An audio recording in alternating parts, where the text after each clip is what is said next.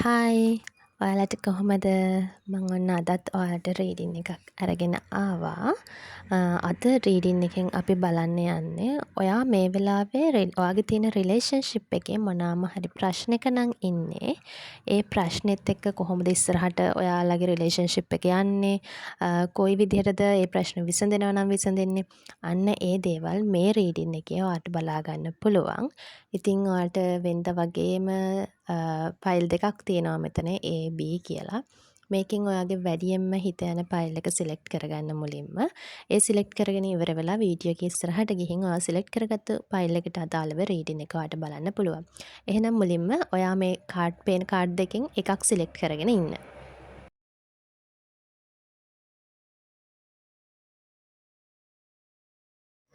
මෙන්න මේ ඒ කාඩ් එක සිලෙක්ට් කරපු ඔයාට එන රීඩින් එක මොකක්ද කියලා අපි දැන් බලමු. ඔයාට ඇවිත් තියෙන කාඩ්ස් ටික අපි මුලින් බලලා ඉමු. ඔයාට ඇවිත් තියෙනවා Knights of Wands, Ten of Wands, Page of Pentacles, Queen of Pentacles, Ace of Pentacles, The Hermit card. ඉතින් මෙන්න මේ කාඩ්ස් තමයි ඔයාට ඇවිත් තියෙන්නේ. ඔයාගේ රිලේෂන්ෂිප් එක දැන් තියෙන තත්ත්වය ගත්තොත් එහෙම මේ රිලේෂන්ෂිප් එක ඇතුලේ ප්‍රශ්න තියෙනවා තමයි. හැබැයි වැඩි හරියක්ම රිලේෂන්ෂිප් එකේ රෙස්පොන්සිබිලිටීස් අරගෙන ඉස්සරහට ඇදගෙන යන්න ඒ වෙනුවෙන් මහන්සි වෙන්නේ ඔයා. ඒ කියන්නේ මොනවා හරි ප්‍රශ්නයක් ආවත් ප්‍රශ්නෙට මොනවාද විසඳුම්, එතකොට මොනවාද ඉස්සරහට කරන්න පුළුවන්. ඒ හැමදේම බලාගන්නේ ඔයා. ඔයාගේ පැත්තෙන් තමයි මේ හැමදේටම මහන්සි වෙන්නේ. ඉතින් අර ඒ දේවල් එක තමයි ඔයාලගේ රිලේෂන්ෂිප් එක ඇතුලේ ප්‍රශ්න ඇති වුණොත් ප්‍රශ්න ඇති වෙන්න ඉඩ තියෙන්නේ. දැන් ඔයාලට ටිකක් මහන්සි හැමදේම ඔයාම හොයලා බලලා ඔයාම ප්‍රශ්න විසඳගෙන එහෙම යනකොට ඔයාට මහන්සියක් තියෙනවා. මොකද ඔයාගේ පාර්ට්නර් එයා ඔයාට ආදරේ තමයි. හැබැයි එයා පොඩ්ඩක් ඒක ඉමෝෂනලි පෙන්නනවා හරි අඩුයි. ඒ කියන්නේ ඒක පිටට පෙන්නනවා හරිම අඩුයි. එහෙම එකක් තමයි තියෙන්නේ. එතකොට ඔයාලා පොඩ්ඩක් බලන්න ඔයාලගේ රිලේෂන්ෂිප් එක ඇතුලේ හැමදේම බැලන්ස් එකේ කරන් යන්න. මොකද දැන් ඔයාගේ පැත්තෙන් නම් වැඩි හරියක් කැපවීම කියන්නේ රෙස්පොන්සිබිලිටීස් අරගෙන රිලේෂන්ෂිප් එක ඉස්සරහට කරගෙන යන්න හදන්නේ. එතන පොඩ්ඩක් බැලන්ස් එක අඩුකමක් තියෙනවා. ඉතින් ඔයාලගේ රිලේෂන්ෂිප් එක ඇතුලේ බැලන්ස් එක අඩුකමක් තමයි පෙන්වන්නේ. ඒ වගේම තමයි ඔයාගේ පාර්ට්නර් පොඩ්ඩක් ඒ කියන්නේ මූල්‍යමය වටිනාකමක් තියෙන, දේපලමය වටිනාකමක් තියෙන දේවල් වලට පොඩ්ඩක් කැමති කෙනෙක්. එතකොට සමහර විට එයා ඒ පැත්තට ඒ කියන්නේ ඒ දේවල් earn කරන්න, ඒ දේවල් ලබා ගන්න අන්න ඒ දේවල් එක්ක පොඩ්ඩක් ගැටෙන කෙනෙක් වෙන්න ඕන. ඉතින් රිලේෂන්ෂිප් එක ඇතුලේ ඔයාලගේ ප්‍රශ්න විසඳිලා ගොඩක් දුරට නව ආරම්භයක් දකින්න ලැබෙනවා. ඔයා ගොඩක් හැමදේම රෙස්පොන්සිබිලිටි එක ගන්න නිසා ඔයා ඉමෝෂනලි හැමතිස්සෙම හැම දෙයක්ම පෙන්වන්න හදනවා. කියනවා ඔයාට කේන්තියක් ගියත් ඒක ඉක්මනට පෙන්නනවා, ඉක්මනට තීරණ ගන්නවා. ඒ දේවල් ඔයාගේ පැත්තෙන් තියෙනවා. ඉතින් හැම වෙලාවෙම උත්සාහ කරන්න පොඩක් ප්‍රශ්න දිහා බලලා පොඩක් ඒක ගැන හිතලා හොඳට කතා බහ කරන්න, ඉක්මන් තීරණ ගන්න යන්නේ නැතුව.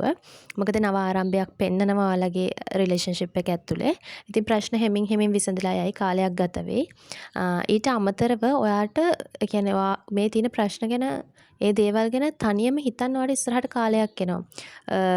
විසඳුමක් හොයාගන්න ඔයාට තනියම හිතලා තනියම ඒ දේවල් ගැන තීරණයක් ගන්න කාලෙකුත් ඉස්සරහට එනවා. ඉතින් කොහොමද ඔයාලගේ රිලේෂන්ෂිප් එක ඇතුලේ තියෙන ප්‍රශ්න ටිකෙන් ටික හැමින් තමයි විසඳෙන්නේ. ඒ විසඳුමත් එක තමයි ඔයාලට අලුත් ආරම්භයක් හම්බ වෙන්නේ.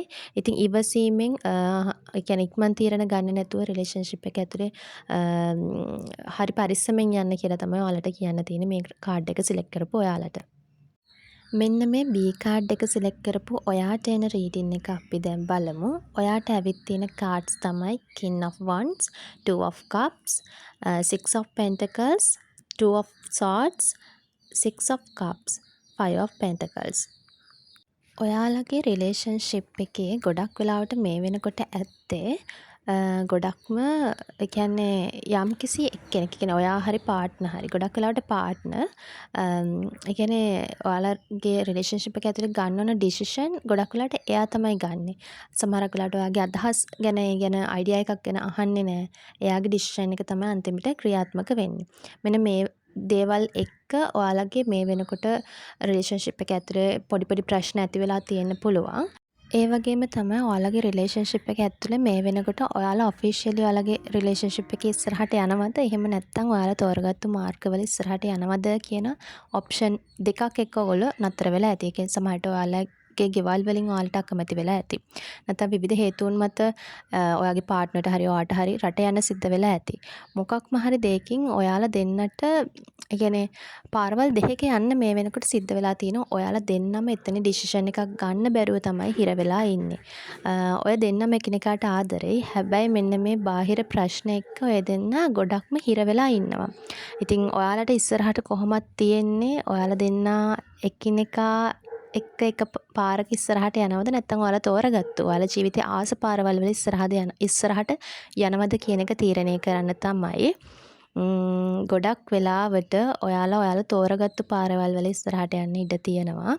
මොකද ඔයාලට ඉස්සරහට පොඩි කියන්නේ ටෙම්පරරි වගේ ඔයගොල්ලෝ ඩිස්ටන්ස් එකකුත් තියෙනවා. ඒ කියන්නේ සමහර විට හිතන්නකෝ ඔයාලා දැන් රට යන කවුරු හරි තීරණය කරලා තියෙනවා නම් ඔයාලට එහෙම වෙන්වීමක් හරි තියෙනවා. නැත්තම් ඔයාලා පර්මනන්ට්ලිම ඔයාලා තෝරගත්තු පාරවල් වල සමහරට ගෙවල් වලින් ඔයාලගේ මැරේජ් එකට අකමැති නම් ඒ තෝරගත්තු පාරවල් වල ඉස්සරහට යන්න හරි එහෙම තියෙනවා. ඉතින් කියන්න තියෙන්නේ පොඩ්ඩක් ඉවසීමෙන් ඔයාලට මේ වෙලාවේ ගන්න පුළුවන් හොඳම ඩිසිෂන් එක ගන්න try කරන්න ඉවසීමෙන් ඉඳලා.